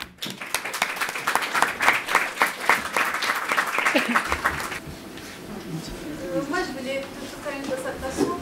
Donc, j'étais à Lampedusa en 2011. J'étais dans les centres, j'ai passé un mois dans les centres, notamment quand il y avait les Tunisiens qui après ils ont incendié. Et je suis partie encore en 2013, en octobre, après les grands accidents. Voilà, donc j'étais bénévole, j'ai un peu vécu la situation là de tous les membres de la famille qui venaient reconnaître les morts, etc. Et je voulais juste dire que voilà, Annalise a dit souvent que voilà, les habitants, ils ont craint des migrants pour la cause pour l'image de l'île par rapport au tourisme, parce que le tourisme c'est une des causes, une des majeures facteurs de richesse de l'île. Mais je voulais dire aussi que la migration elle-même est ça représente une grande richesse pour l'île, parce que voilà, les centres sont gérés par la coopérative, et donc c'est la coopérative qui engage. Et vraiment, il y avait n'importe qui, si je peux le dire, travailler là-dedans, même, voilà. Et donc, toute la population, beaucoup de monde qui était engagé, qui travaille dans les centres de la cuisine, au nettoyage, surtout, ce sont des gens de l'île. Et donc, il y a l'argent, ça tourne, je veux dire. Et aussi, tous les dépenses, parce que voilà, 1000 personnes qui étaient là-dedans, il y avait tout un commerce de cigarettes, de cartes téléphoniques, d'aliments. Tous les militaires qui ont populé l'île, en ce moment, tous les hôtels étaient pleins, tous les restaurants étaient pleins, parce que les militaires, la Guardia Costiera, tous les membres militaires étaient là. Donc l'île était vraiment militarisée. Et donc, je veux dire, c'est beaucoup d'argent qui quand même, ça circulait, ça retournait sur l'île, parce que voilà, les militaires, les souvenirs, moi je voyais les militaires qui achetaient des souvenirs, des trucs, et voilà, donc je me dis, d'un côté, oui, c'est vrai que l'île vit du tourisme, et ça ne donnait pas une bonne image, mais de l'autre côté, tout le reste de l'année aussi, voilà, c'est une forte ressource, et même si on veut le nier, il faut le rappeler quand même. Juste ça. Merci beaucoup. Ça va si on prend 2-3 questions? Ouais, tu parlais d'émancipation à certains moments possibles, mais je me suis peut-être endormi un peu, mais tu n'as pas approfondi cette question, et ça m'intéresserait dans quelles circonstances tu penses que cette émancipation est possible.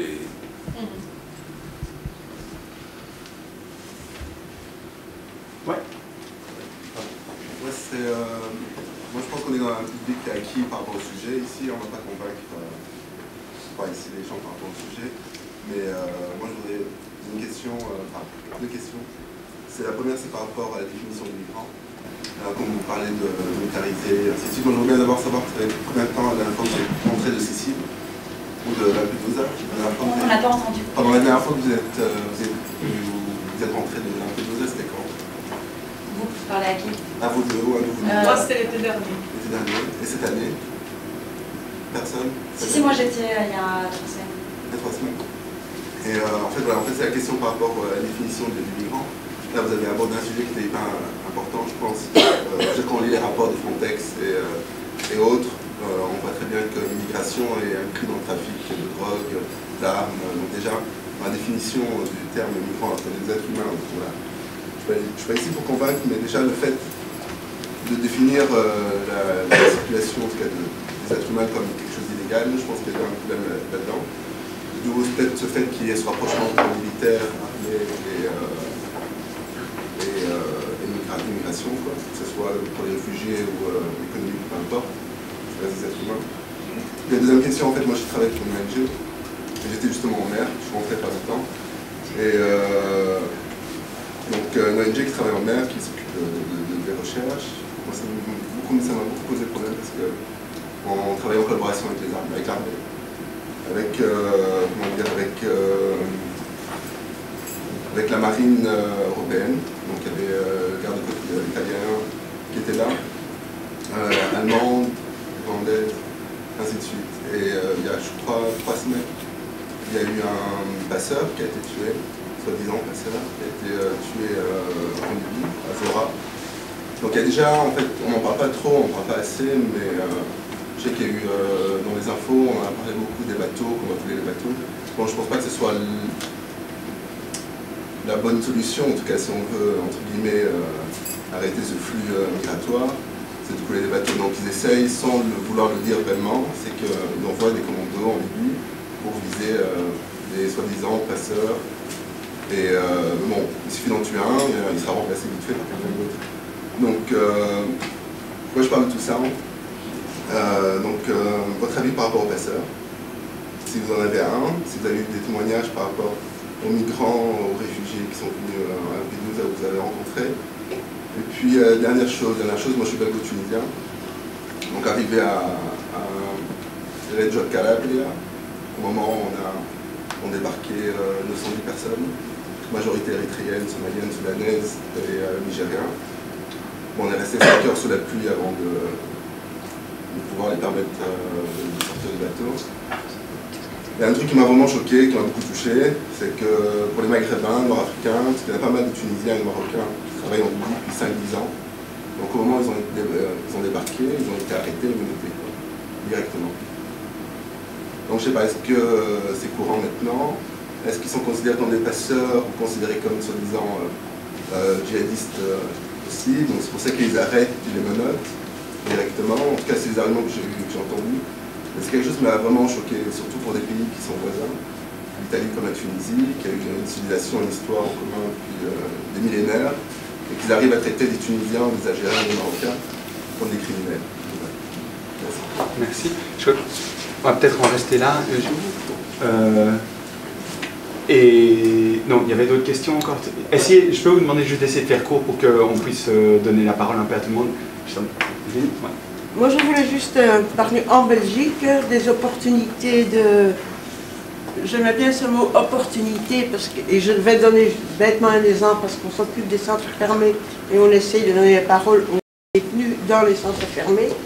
Et on a eu dernièrement la situation de Irakiens qui étaient arrêtés dans le centre fermé. On a eu des contacts avec eux. Et je pense que le fait que notre ministre avait tapé sur la situation des Irakiens, les avait arrêtés à l'office étranger, les avait enfermés, qu'il en a fait une grosse plateforme médiatique, que nous on a eu des contacts et que les Irakiens à l'intérieur se sont rendus compte que voilà, que ce n'était pas légal ce qu'ils faisaient, qu'ils étaient arrêtés. Ça leur a permis l'opportunité qu'ils ont eue pour réclamer à l'intérieur du centre. On lui demandait commencer une grève de la faim.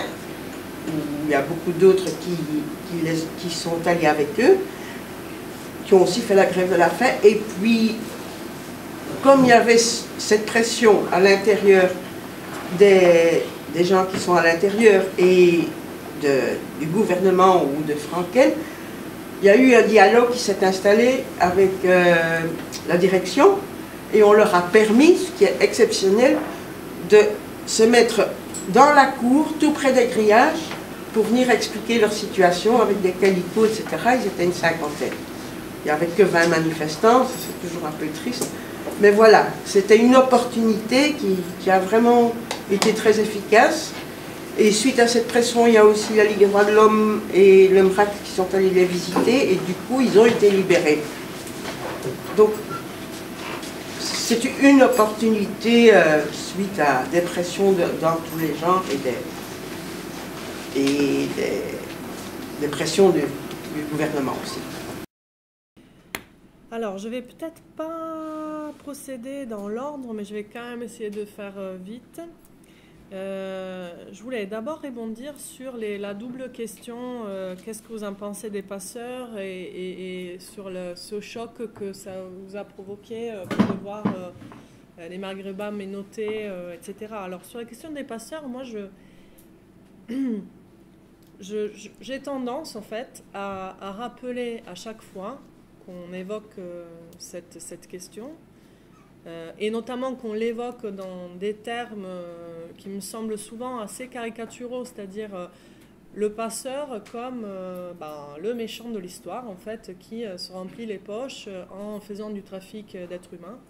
Qu'en fait, souvent, je ne dis pas tout le temps, en fait, mais ce n'est pas rare que le passeur soit un migrant comme les autres, enfin quelqu'un qui essaye de traverser, en l'occurrence la mer Méditerranée, comme les autres occupants du bateau qu'il pilote.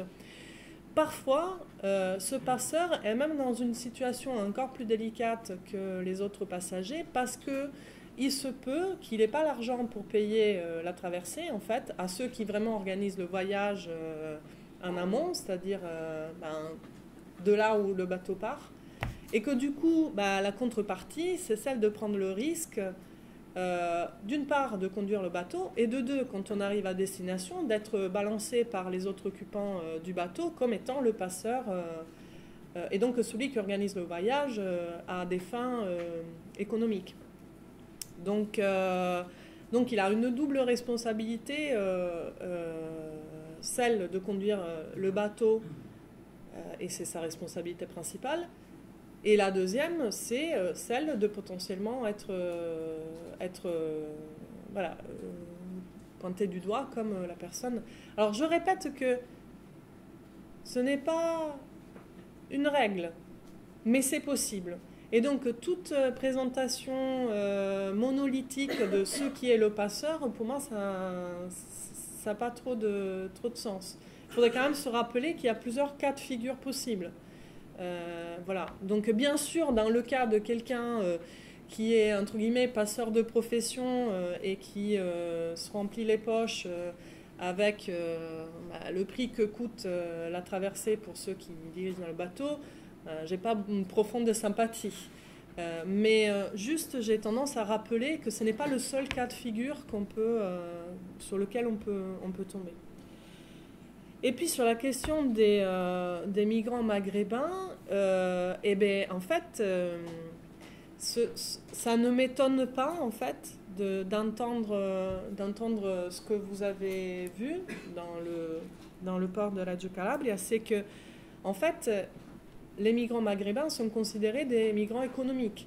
Donc les migrants économiques, pour pouvoir rentrer sur le territoire européen, ils sont censés avoir un visa. Donc, ils ne peuvent pas rentrer dans un cadre de prise en charge par l'État, ni médical, ni autre. Donc, ils sont... Par ailleurs, une des choses qui, moi, pour le coup, m'avait choquée à Lampedusa, mais ce n'est pas un cas spécifique à Lampedusa, c'est par exemple d'apprendre que parmi les médiateurs qui sont embauchés à la fois parfois par l'armée, ou en tout cas le corps des forces de l'ordre qui s'occupe du premier accueil à Lampedusa, mais parfois par le centre aussi, il peut y avoir des personnes d'origine maghrébine, tunisienne, marocaine, etc., qui ne sont pas seulement censées être en mesure de communiquer avec les migrants, mais qui sont censés aussi repérer parmi les migrants qui arrivent la nationalité de ceux qui n'ont pas le droit en fait d'être accueillis comme demandeurs d'asile et réfugiés, et donc d'être dénoncés auprès de forces de l'ordre pour qu'ils soient précisément rapatriés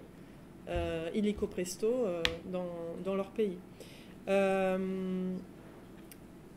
Autre réaction peut-être plus rapide que celle-ci à la question de la migration comme ressource pour les habitants de l'île.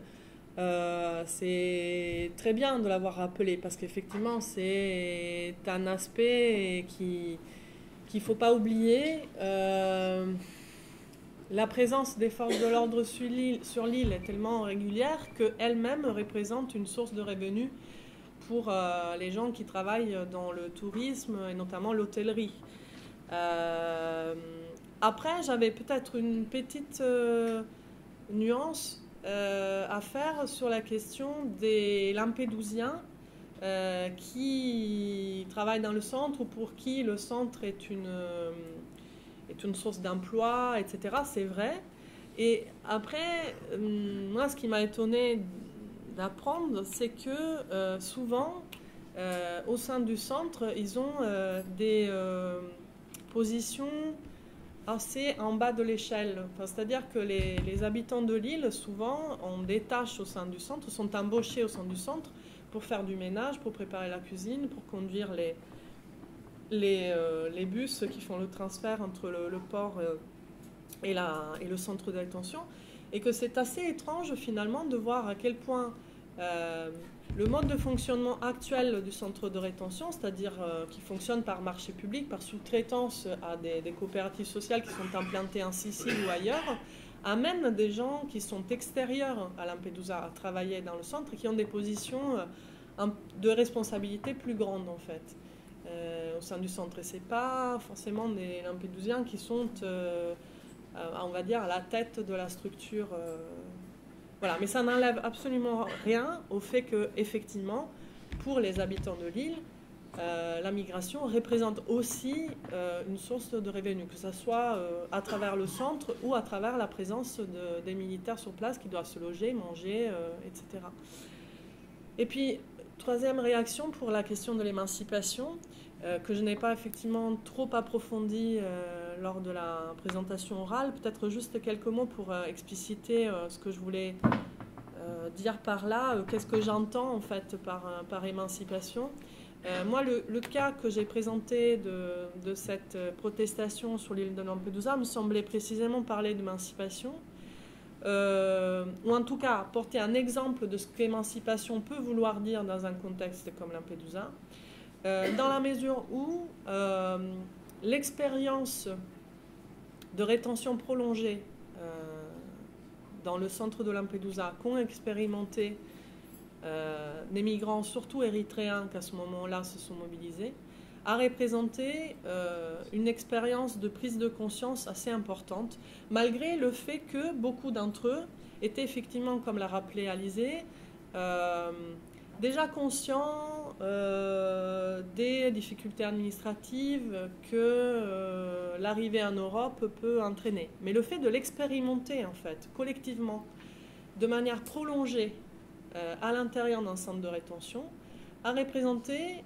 une expérience de prise de conscience qui, de mon point de vue, a transformé en acte émancipateur leur sensibilité que moi j'appelle politique à ce moment-là. Enfin, c'est-à-dire une sensibilité qui les a amenés à expérimenter l'injustice que c'est que de rester plusieurs semaines enfermés dans un centre.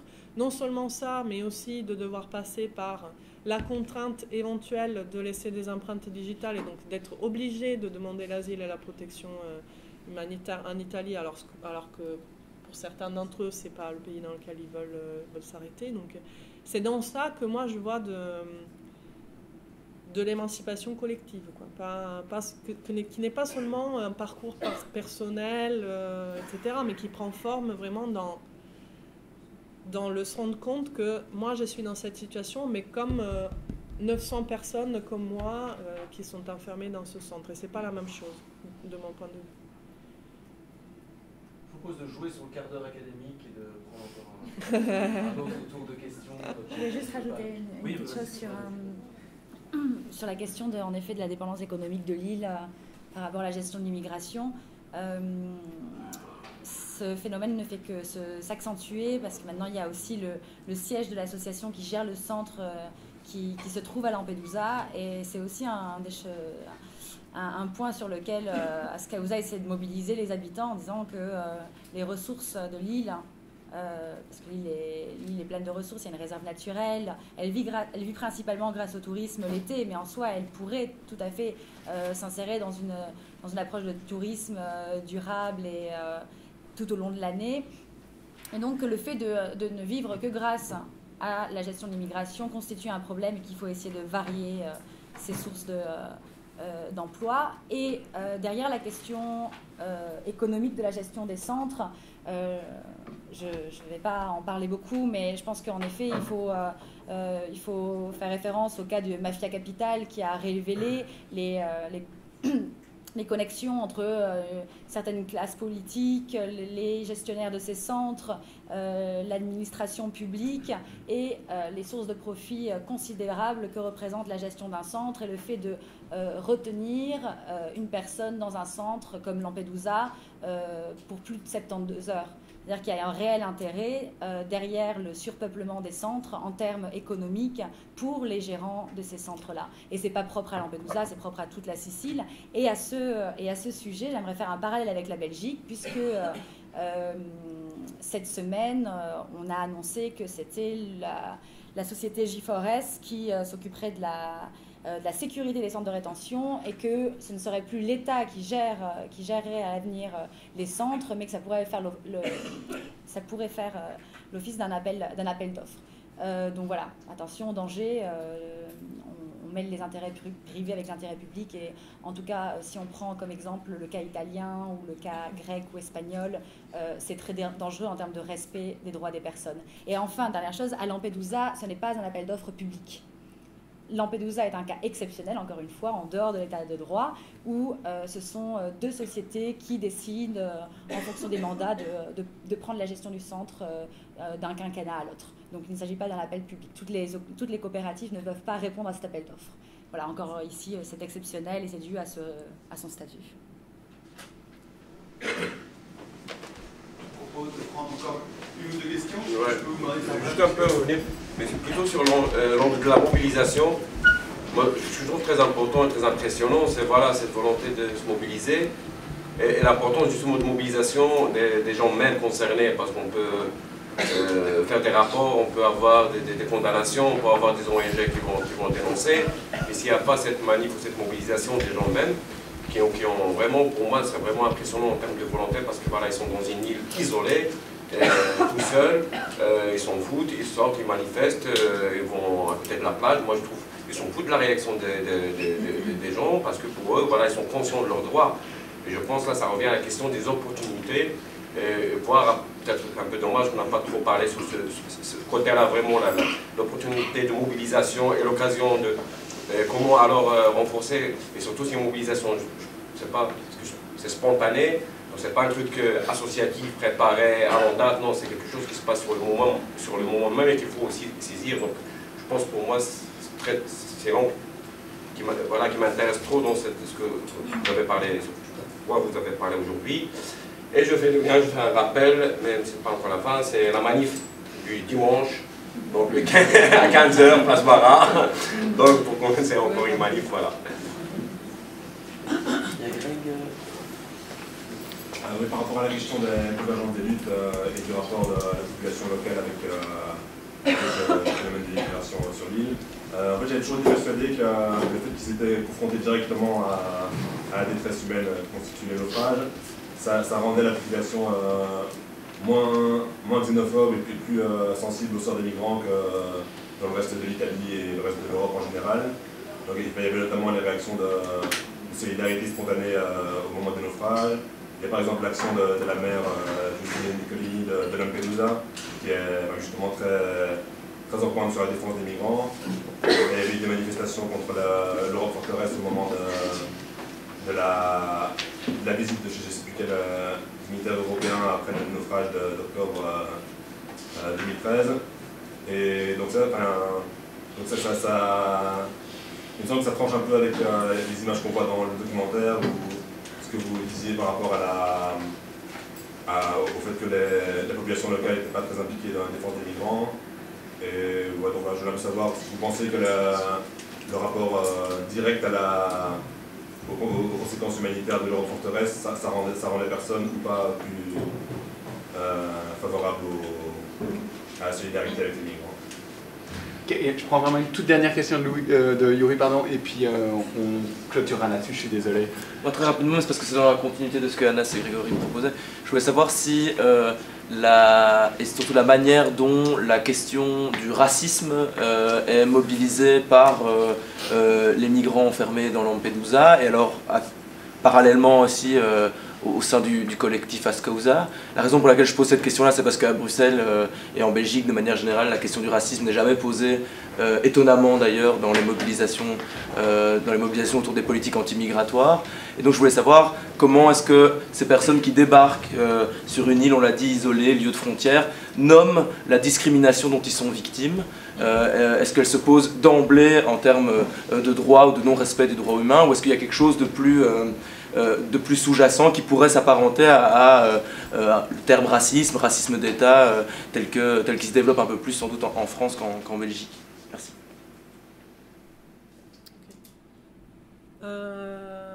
Bon, je commence peut-être par là parce que moi je vais réagir à partir de ce que j'ai pu voir moi-même sur place et entendre de la part des migrants qui n'ont jamais explicitement parlé de racisme en fait, ou évoqué la chose de telle manière.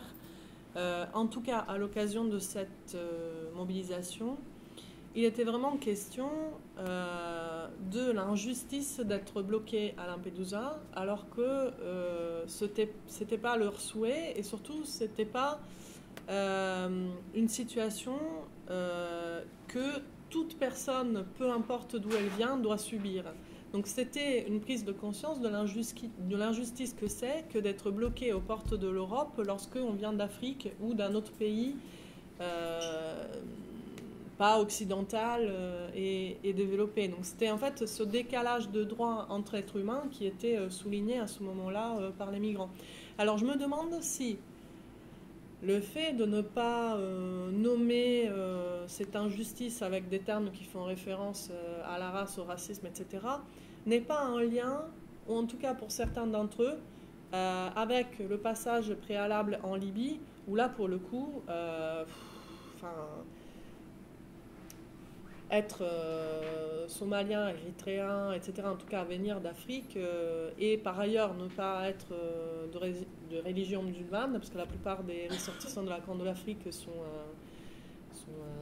catholiques, enfin chrétiens, et ben c'est un vrai problème. Enfin, là pour le coup, si racisme a été évoqué dans le discours des migrants, c'était par rapport à leur expérience de transit en Libye, quoi, mais pas à Lampedusa. Mais c'est mon expérience à partir des échanges que j'ai eus avec eux.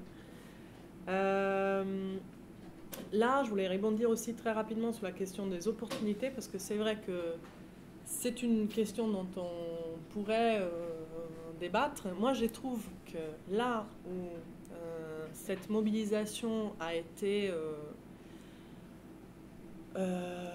extrêmement réussie, et même pour nous, ça doit être vraiment quelque chose qui nous fait réfléchir, c'est le fait que ces personnes qui, par ailleurs, ne se connaissaient pas forcément entre eux, n'avaient pas beaucoup de temps en fait pour mettre en place cette mobilisation, etc., ont réussi à choisir un moment, donc à se saisir d'une opportunité quand même assez particulière, de se mobiliser à un moment de l'année où ce type de mobilisation a pu vraiment donner quelque chose en termes de contraintes ou pression vis-à-vis des pouvoirs publics et des habitants locaux. Il fallait que ça s'arrête, quoi, pour les pouvoirs publics et pour les habitants. C'était la saison touristique, donc il ne fallait pas que ça continue. Et donc ils ont joué sur ça, en fait, entre autres, pour pouvoir gagner quelque chose dans la négociation. Par ailleurs, pour rajouter juste 2 mots sur la négociation, autre chose qui est très intéressante, c'est que, oui, certes, d'un côté, ils ont montré à quel point ils étaient en mesure de perturber l'ordre public, donc de déstabiliser le pouvoir en place. Mais d'un autre côté, au moment des négociations, ils ont dû faire preuve de discrétion. Enfin, ils ont dû faire preuve comment dire, ils ont dû être crédibles vis-à-vis des décideurs, de effectivement être en mesure d'arrêter l'urgence. Il fallait leur faire confiance. Et donc, au moment où les pouvoirs publics se sont retrouvés pour négocier si oui ou non les faire partir sans laisser les empreintes, ils ont arrêté toute manifestation, occupation de l'église pour montrer que oui, ils auraient pu faire en sorte que l'urgence rentre, quoi, enfin, que le problème rentre. Et alors, je voulais aussi rebondir là-dessus, et je te jure, je ne me rappelle plus. La question de la différence entre la perception qu'on peut avoir en Europe de Lampedusa, des habitants de Lampedusa comme étant plutôt... Ah oui, je me rappelle. Et en fait, moi, je trouve que de la part, du moins une partie des habitants de Lampedusa, il y a effectivement cette solidarité, cette empathie vis-à-vis des migrants, mais qui se manifeste, de mon point de vue, beaucoup plus souvent lorsqu'il est question vraiment de risque de perte de vie humaine. Si on prend par exemple le cas du 3 octobre, toute personne qui a pu faire quelque chose au moment donné, qui s'est retrouvée à mer, etc., a agi. Parce que c'est comme si, moi en tout cas, je crois y voir des fois, en parlant avec les habitants de Lampedusa, une espèce de loi basique, en fait, qui est intégrée, qui est celle de dire un homme en mer qui nécessite d'aide, on l'aide. C'est pas voilà, on va pas aller regarder s'il a les papiers, pas les papiers, etc. Par contre, autre chose, c'est pour les habitants de Lampedusa que de digérer en fait qu'il y a un centre de rétention sur l'île qui du coup ne fait que entériner dans le temps cette urgence récurrente qui fait qu'il y a des migrants qui sont enfermés dans le centre, que souvent ce centre est surpeuplé, etc. Ça, c'est autre chose. Ça n'enlève pas, ça n'enlève rien au fait que lorsqu'il y a une situation d'urgence, on se mobilise. C'était par exemple le cas en 2011 avec le printemps arabe et l'espèce de solidarité qui s'est mise en marche assez spontanément parce que l'État était quand même très très peu présent au début. Une solidarité qui a fait que une grande partie des habitants de l'île ont œuvré pour recueillir des habits, préparer à manger, etc. Mais là, on était dans une situation vraiment d'urgence humanitaire, quoi. Je vois que les musiciens sont déjà là, donc on va devoir libérer la salle. Un tout grand merci d'avoir accepté notre invitation.